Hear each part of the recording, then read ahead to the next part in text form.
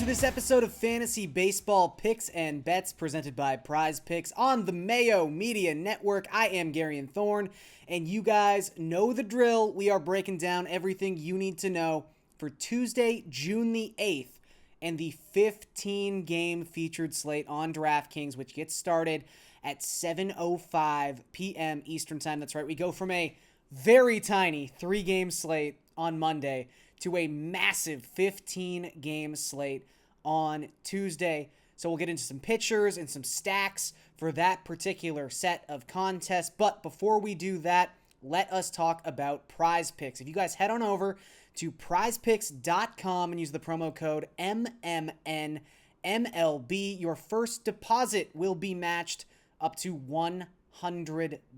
And again, big slate like this, perfect time to start playing some MLB Prize Picks. And here are two in particular I think you should take a pretty serious look at. Both are overs for Tuesday's slate. And we start with the White Sox and the Blue Jays. Robbie Ray pitching for the Toronto Blue Jays. Had a pretty nice season so far. Interesting season, I think would be a good way to sort of assess what Robbie Ray has done so far. Has he been much better than the Robbie Ray we've seen the last two seasons? 100%. He's looking as close to 2017 Robbie Ray as we have seen since the end of 2017. However, with the peppering of the strike zone that he now does, he's given up a lot of hard contact. He's leaving a lot of pitches middle, and so far he is actually tied among qualified pitchers with an 11.8% barrels per batted ball event rate. So almost 12% of the batted ball events that Robbie Ray allows, one of every 8, is a barreled baseball. And that tracks considering he's giving up over 2 home runs per 9 so far this season. So it's either a strikeout or a home run is kind of how it seems like Robbie Ray's script has gone in 2021, and he's going up against a White Sox team that essentially leads baseball in every single offensive category against left-handed pitching. WRC+, WOBA, OPS, slugging percentage, it's not even close for a lot of these. The White Sox rake lefties like Robbie Ray. So it's a little interesting to see that both of the White Sox available on Prize Picks for the fantasy point prop are below 7. Tim Anderson is just at 6.5, and Jose Abreu is at 6.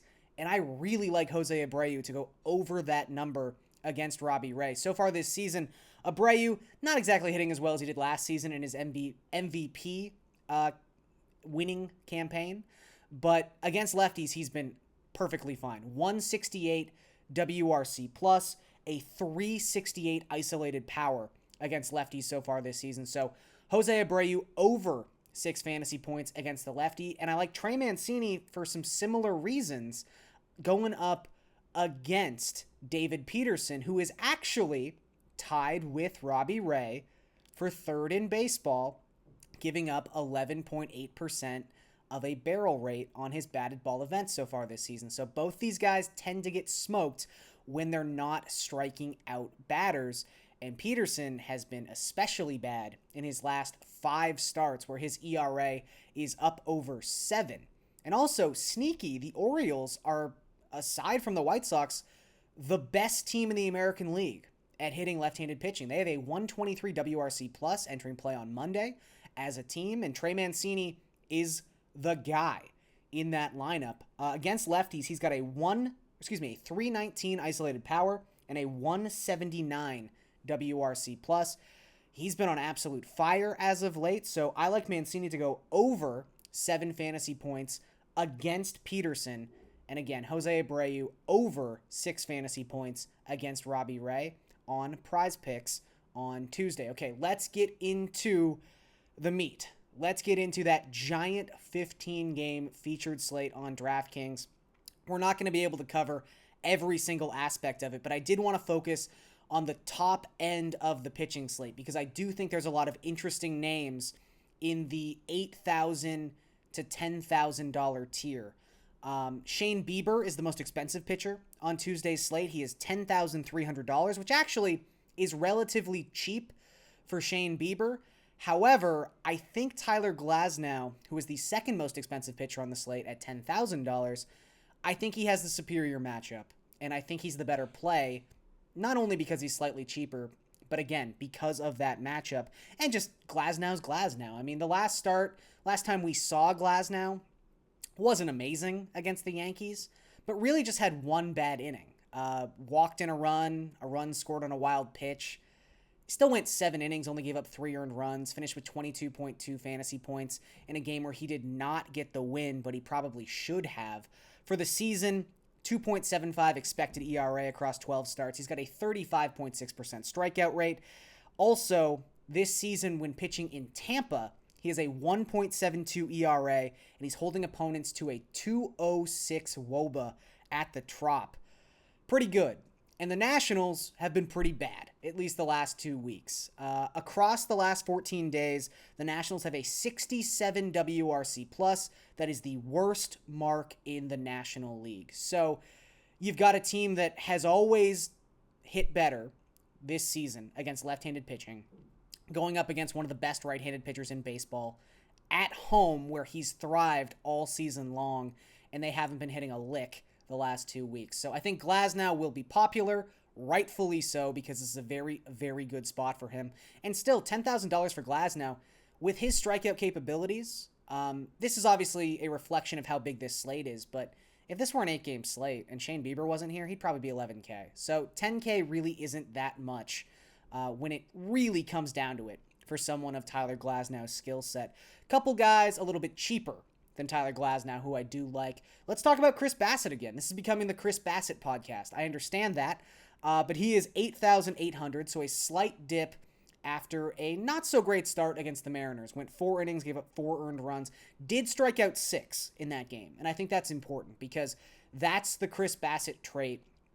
I don't want to say that's the most important trait, but that's really been the difference between a very good pitcher in 2019 and 2020 and an elite fantasy pitcher.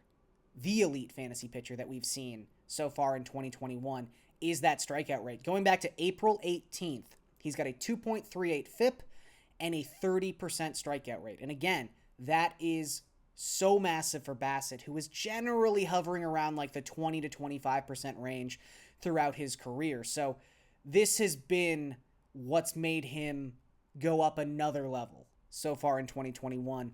And it's an important trait to really focus on against the Diamondbacks. We've got an interleague game here between the Athletics and the Diamondbacks. That same 2-week sample I was talking about with the Nationals, the Diamondbacks have the highest called strike plus swinging strike rate in baseball at 30.5%. They also have a top 6 strikeout rate, as you would expect. Those two things are pretty correlated over that same span of time. So Bassitt should have little issue racking up the strikeouts against the Diamondbacks.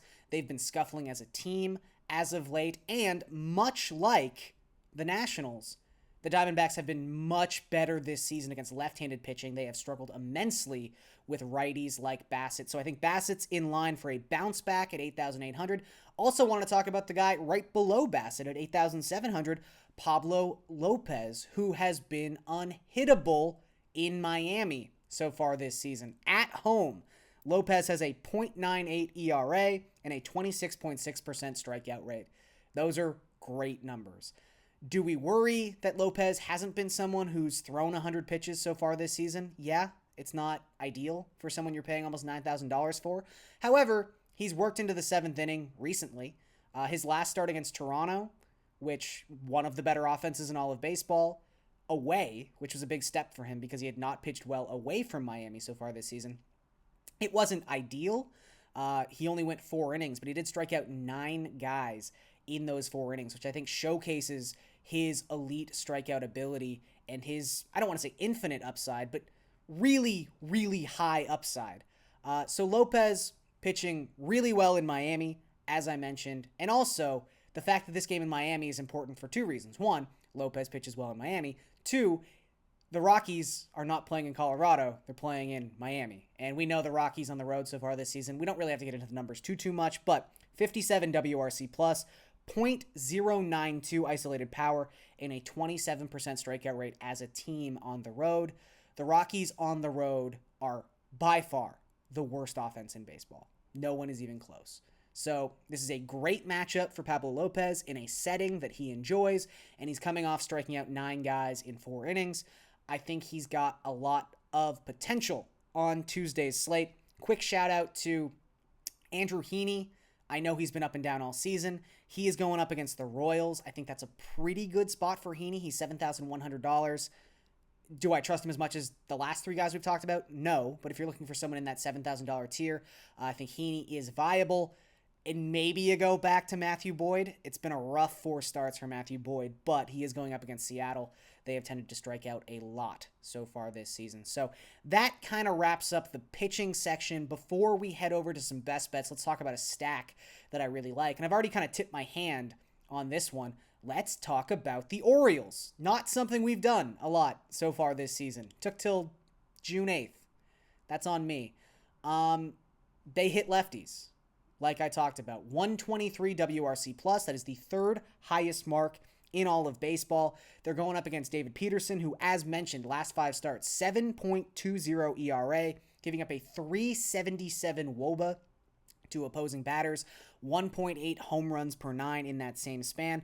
For the season, to righties, Peterson is giving up 2.1 home runs per 9, and the barrel per batted ball event rate is the 3rd highest in all of baseball. So this isn't just a lefty that the Orioles are drawing. This is a bad lefty that the Orioles are drawing. And look at some of these numbers. I mean, we went over Mancini. He's the expensive guy. He's $5,400. The 179 WRC plus against left-handed pitching. After that, it's just value after value. Unfortunately, Austin Hayes is on the IL because he's also crushed left-handed pitching so far this season. But Ryan Mountcastle, who has really seen his bat come around the last 2 weeks, he's $3,600. You can play him with Mancini because Mountcastle has outfield eligibility, so that's huge. He's got a 158 WRC plus this season within the split against Southpaws. Freddie Galvis has a 155 WRC plus as a right-handed hitter so far this season. He has been hitting 5th, sometimes 3rd in the Orioles lineup. I don't know. I mean, premium lineup spot for a guy who's hit really well within the split so far this season. He's also just $3,600. And Anthony Santander is $3,300. He has a 150 WRC plus, another switch hitter. So someone who could also be useful against the Mets bullpen a little bit later on if they happen to bring in a right-handed pitcher. But he has been great as a righty so far this season. So again, you can basically stack the entire top half of this lineup. Even if you want to throw Cedric Mullins in, his numbers as a lefty are perfectly fine against left-handed pitching so far this season. He's only 4K. So Mancini's really the only guy you have to bite the bullet on and pay big money. Everyone else is a value, and you could stack 1 through 4, maybe even 1 through 5 if you wanted to, depending on really how you want to spread out the stacks in your lineups. But I think all 5 of those guys, including Mullins, are great plays on Tuesday. All right, I promised some best bets. Kind of just going to be regurgitating some information here because I feel pretty strongly about a couple trends on this particular slate. But let's talk about the Mets and the Orioles one last time. On the DraftKings Sportsbook, the total for this game is 9 if you want to take the over on that, which I would highly recommend you do because Bruce Zimmerman and his 6.25 expected ERA is pitching for the Orioles. I know the Mets offense is not great, but Bruce Zimmerman's going to give up a couple runs to whoever he's facing. If you want to take the over on that, it is minus 120. The over is hit the last 6 times the Orioles have faced a left-handed pitcher. So again, this all comes full circle to the fact the Orioles can hit lefties, and probably not enough people are talking about it. The other bet I like, referenced this a little bit earlier with Robbie Ray and Chicago's ability to hit left-handed pitchers, but I like the White Sox money line at home against the Blue Jays. They've got Carlos Rodon pitching for them, and while the Jays are pretty good against lefties, they've actually lost their last 4 games against a left-handed starter. Chicago, on the other hand, is 8-3 in their last 11 games overall, and they are 12-3 their last 15 home games against a left-handed pitcher. Ray has had some struggles. This is a lineup that absolutely crushes left-handed pitching. I think the White Sox get it done at a number that is relatively short for a team as good as they are. And that's going to do it for this episode of Fantasy Baseball Picks and Bets presented by Prize Picks on the Mayo Media Network. I am Garion Thorne, and I will catch you guys next time.